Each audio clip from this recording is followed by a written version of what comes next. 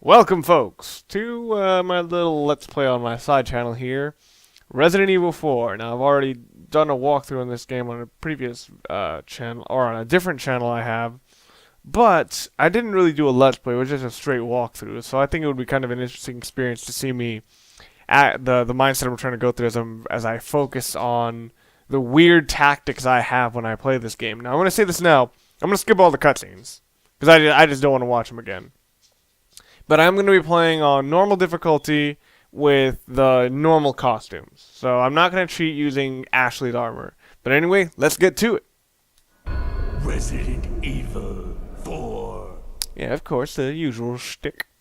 Alright, pick a costume. Special 1 is the regular special costumes you'll get from the GameCube version. So Ashley's like fucking white pop star outfit, and Leon's our Resident Evil 2 outfit. This one is like a specially made suit for Leon that makes him look like a freaking Chicago gangsta, and Ashley wears body armor that completely protects her from all damage, including pretty much even the chainsaw women. Anyway, skip the background cutscene, and we're gonna go right into the game. What I like to do, like to pop off these birds, because they give off some pretty good money, some moonies. Not exactly a metric ton of gold or pesetas, if you will, but a pretty good stack. So I'm thinking that I think a reason I haven't been enjoying too many games myself is because I think I'm coming at them in kind of the wrong perspective. I'm sort of just looking at them as like what's wrong with them instead of, well, what's good with them. You know? And one thing I do like is almost this sense of serene atmosphere in this game. You know, admittedly it does make it look kind of polluted, which is kind of funny. But there's almost this weird sense of just like alone, like or to the environment, there's a serene sense of aloneness. Now, Leon does not have a serene sense of aloneness to him, but that's pretty much because he is completely overpowered in everything he does in this game. Anyway, I skip our first meeting with this guy, and we're gonna beat this guy only with a knife, because that's how I do. Anyway, skip the crash, and Hubbigan's phone call, and we learn this guy is not a zombie. Anyway, I believe what that guy said is an intruder. And anyway, well, this is actually one of the few ways to get out. There's a window at the ground level, but I always like the one at the second floor. Anyway, I'm gonna try to take care of these guys without wasting any bullets. Bullets, because bullets are a valuable resource. Dang it! It's tricky to get head knife shots because it's about positioning. And the most dangerous out of all these guys is always the pitchfork guys, because they have so much more range than most opponents. Anyway, we just took care of these three and only took one hit, and we got 2 green herbs because of that. All right, oh yeah, this is the map screen on the HD version, this is what it is. This is the HD PS3 version that I downloaded. The map is triangle, and start is where the this thing is. Anyway, but I believe I said I was going to stop going to that venue. I'm gonna go and take 1 herb. All right. Anyway, go into this area now. It looks like the wooden boxes can be broken. I heard apparently that in the demo of this game, the knife counter just has a regular weapon, and you couldn't quick equip it. I think this is what every Resident Evil game should have had from the beginning. The knife being being a possibility at all times. After all, in a moment of desperate survival, you know, you should have something very quick, and it should not be impossible to continue. Anyway, we've also come across our typewriter, which it looks like it says Amen Hotel or Amen Hotep.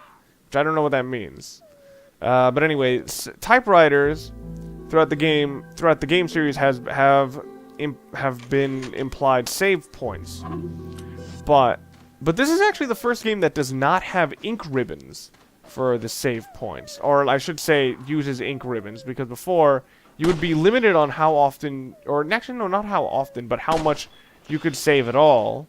Because if you didn't have an ink ribbon, you couldn't save. Now, admittedly, it did. You could argue whether or not micromanagement does help a game, but that, honestly, I hated that. Because it was so annoying.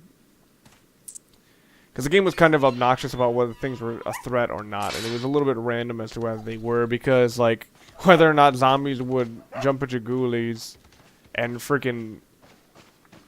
and destroy you a lot of times was dependent on whether or not they, like, how far they lunged at you. Now, yes, again, that does make things a bit more tense, but yeah, it was kind of annoying too. It was like, all right, is it gonna work this time? Nope. Guess I'm gonna have to use that green herb. Anyway, look, we go through the opening. We can go up to this guy, but damn it, I accidentally ran into the hat. All right. The lower attack he does, he'll do that when you're at a lower level than him. But it's actually kind of, that's actually much more dangerous than his overhand swing, because that one is, he recovers much faster from it.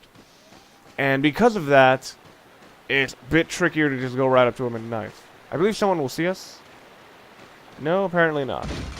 Anyway, we got a human bone hand here. You know, you see those things everywhere you go. Not uncommon sighting. Let's see, we got handgun ammo, and I believe we've got a reload. Anyway, we found our first little bit of mood setter up in here. Got a woman impaled with a pitchfork right up against a wall. Guess there's no sex discrimination here. Better find her fast. Alright.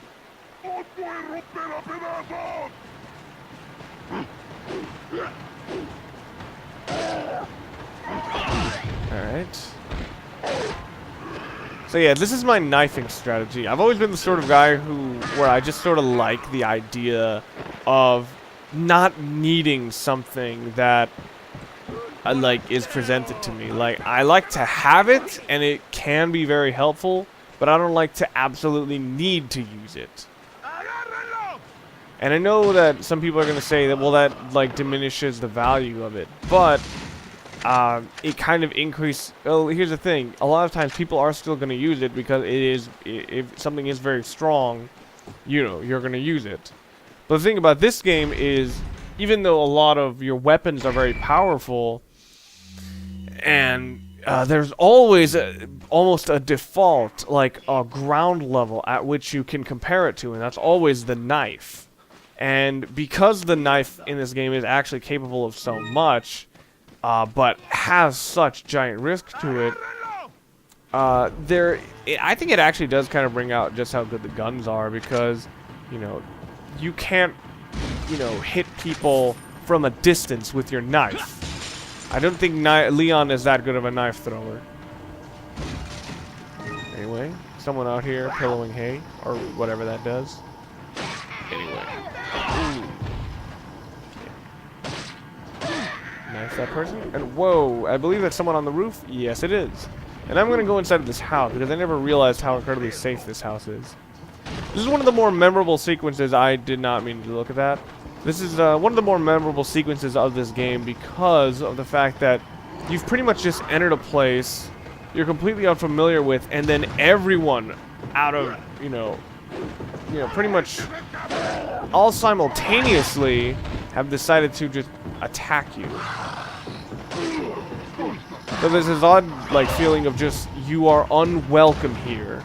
Which I guess the first guy kind of set in the mood. Oh, whoa, who threw that at me? Sir, calm your tits. Alright, let's see. Well, I think I'm alright with health. Anyway, that's our health bar anyway. The health bar down there, we can expand it using... Well, we can heal ourselves using the green herbs, but the only way to expand your health bar is with yellow herbs, and you use your yellow herbs that you can find by combining them with the green herbs, and we'll get to that when we get to that. But anyway, now we have to focus on the villagers all attacking us. And you gotta wonder the mindset of these villagers. Like, to you, are they, to them, are you just some guy who's like invading their homes? For all we know, the way they look at the way they look at us, that we are the true monster. After all, I am a man who is shooting guns out of it. I'm the man who can hurt people from a distance. I'm the one who is simply knifing them to troll. Am I saying trolls are monsters? Perhaps. Then again, we all have random things that hurt us. Some things hurt us in ways you don't expect. And hello there, killer clowns.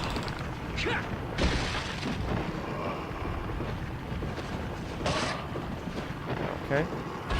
I'm sure a lot of you are wondering, well, Carlos, we know you can handle this game. Why don't you play it on professional? Because professional difficulty, I'm not a fond of the professional difficulty in this game, because the professional difficulty in this game is that type of difficulty I'm not fond of. I think I've said that word twice too many.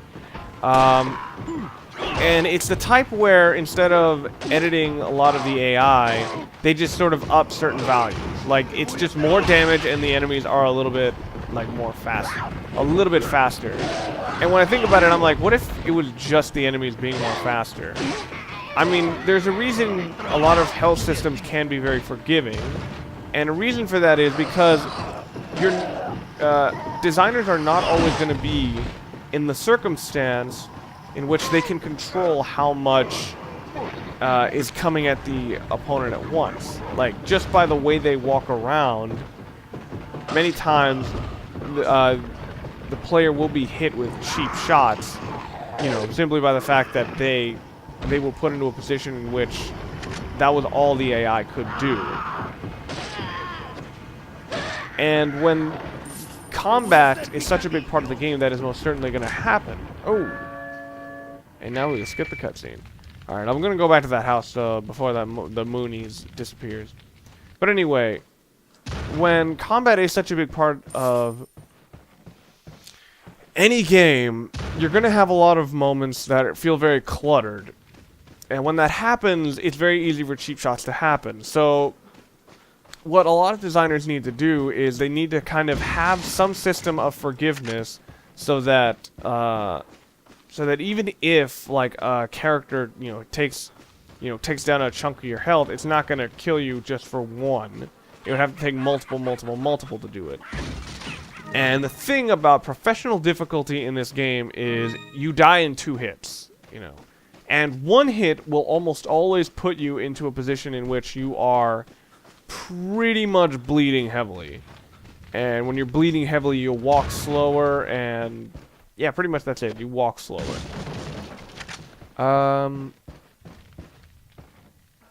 Anyway. Ooh, locks. So yeah. A lot of times I don't like to knife or shoot locks, just because I think it's more viscerally satisfying to just kick it open. Even though I'm probably damaging the inside of the door by doing that. So yeah.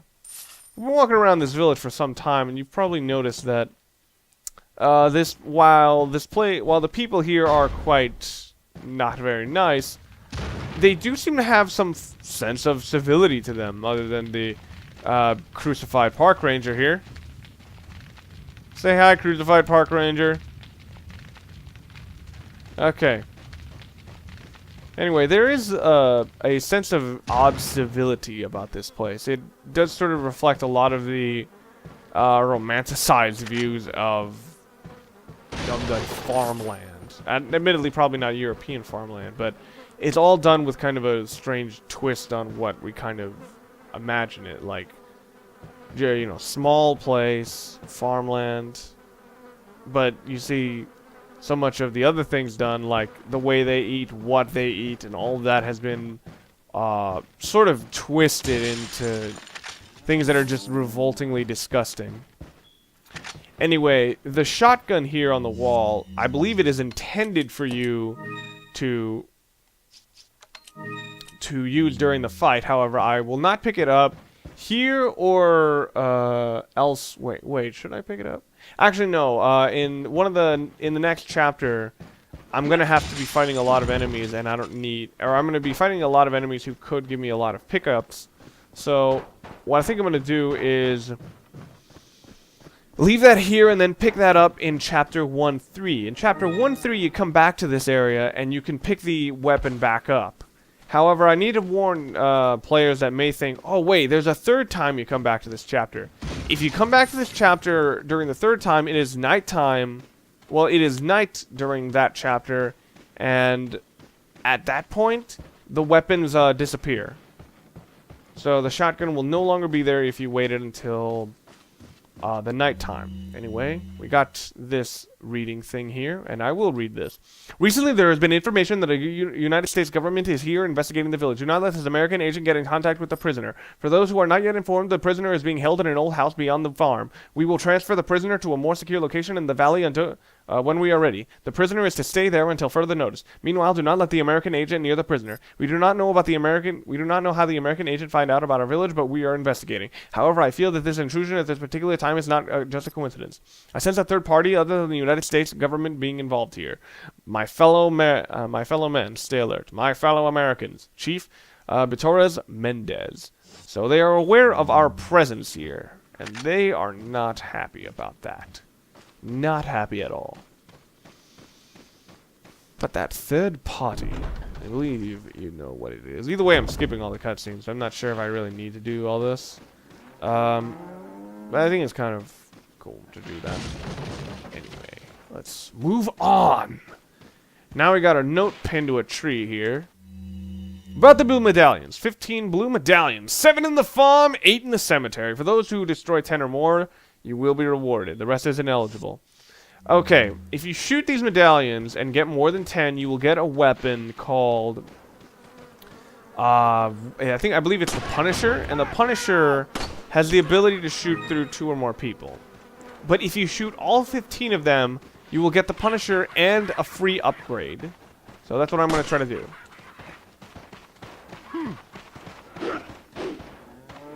Okay. So, and as you can see, I'm using guns incredibly thoroughly. I mean, I'm just not using my knife enough. You know what I mean? Know what I'm saying? Alright, so let's see.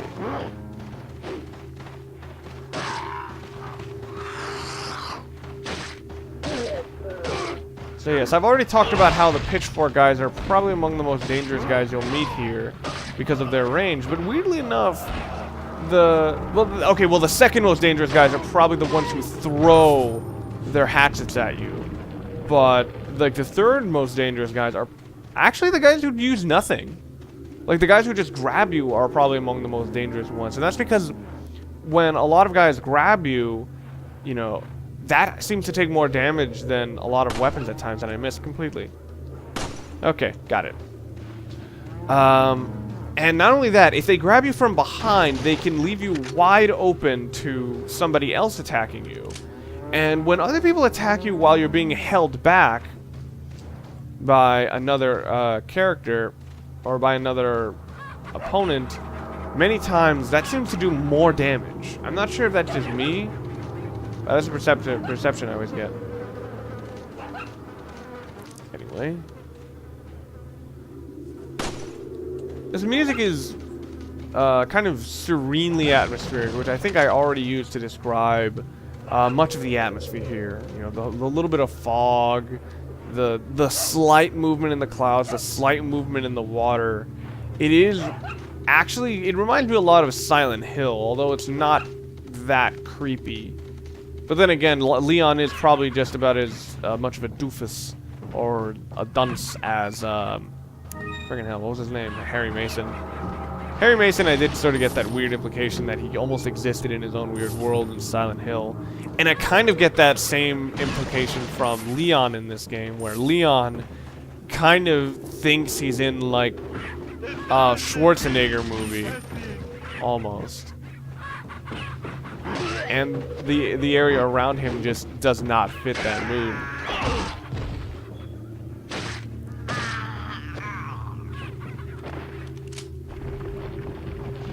Alright.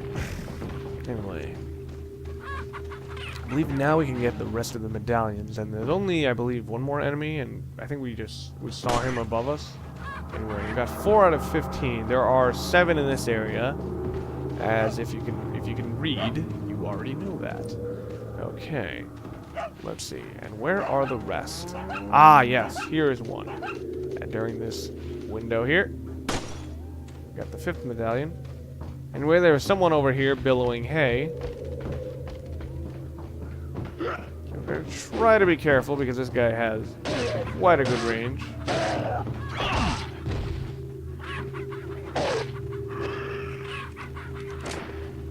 Anyway, now I'm getting some handgun ammo. Now there's gonna be 2 medallions in this next region, and these are probably among the more difficult ones because, first of all, this one is moving, so if you don't get close enough, it can be a bit tricky to hit. And this next one is in a bit of a corner. So yeah, this can be tricky unless you get your aim completely straight. Anyway, we've gotten all the medallions we can get so far in the game. The next is the cemetery that was mentioned in the blue paper comes up in very short period of time, and we can come to that when we come to that. But anyway, now for a little bit of a hidden treasure. If you find the treasure map and try to look for it, you can find this little thing. This small little region you can jump down to. Break this open and you get the beer stein. And the beer stein, if you examine it, I believe has 3 recessions on the sides. And what the recessions are points to put in other jewels. So it's a jewel that puts on other jewels.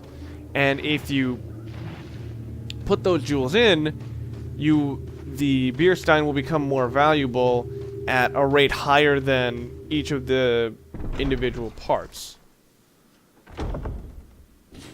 So let's say if the 3 jewels by themselves cost 5,000 pesetas each, and the beer stein was also 5,000, it would actually sell for more than just the 20,000. All right, dodge this rock. I actually could try to fight those guys just from a distance using my pistol, but I will not because it is a waste of perfectly good bullets. Anyway, shoot these sparkly things in the roofs. And always shoot sparkly things. They are always jewels in this game, or ammo sometimes. And this is going to be one where I think I might waste a lot of bullets. Because if you want to kill these guys in one hit, you're going to want to shoot their sticks of dynamite. Please ignore the bats. But I think the bats actually may mess up your aim a little bit. Alright. You're going to want to shoot the sticks of dynamite, and oh dear, he ran away. If you shoot the sticks of dynamite, they explode. But this is really tricky since dynamite is not particularly wide. Dang it.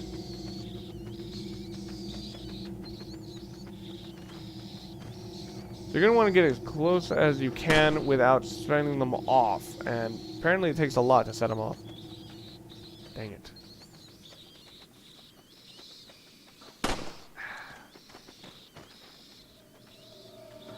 Ah! Dang it. Okay, what about the other one? Oh, wonderful. We just wasted an entire round and we missed dynamite. Yeah, this is what's iffy about this game. The recoil Leon has in this game is really bad. And for some reason, it's always easier to shoot them when they're throwing the dynamite already. Friggin' hell. If you're too close to an explosion but not close enough to take damage, the dynamite will stun you.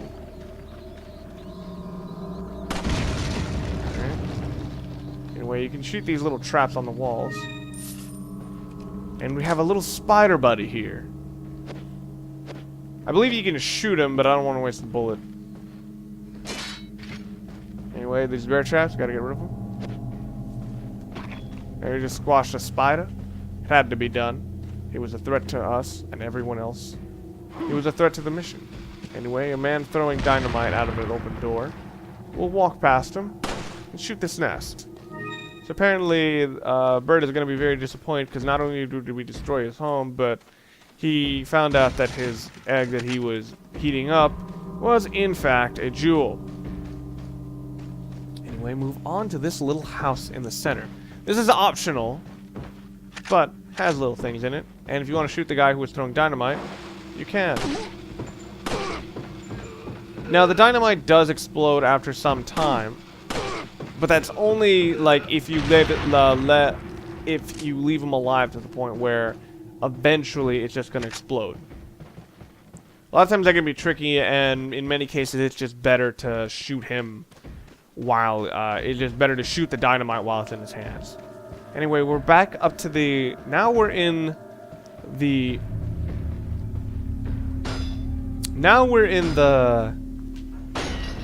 I believe this is the house that was mentioned in the paper, that this is the house where apparently some kind of prisoner is kept. Is that Ashley? Well, I'm skipping all the cutscenes, so who knows? And who cares? Okay, now we blow up some of the traps here. Apparently they really wanted to protect this. So it must be valuable, huh? Huh? Okay. Anyway. So, of course, a hidden door behind a bookcase. You know, that's where everyone hides their stuff, anyway. Let's see. And now we're about to finish this chapter. So let's check my terrible accuracy. Yep, my accuracy was crap. But anyway, I got 33 enemies beaten. Thankfully, I didn't die, and I think I only used one health item, and that's pretty good for this early in the game. So anyway, that's been Chapter 1-1 of Resident Evil 4. This has been C. Nelson SP, and I'll catch you guys next time to continue the next chapter. See you guys then.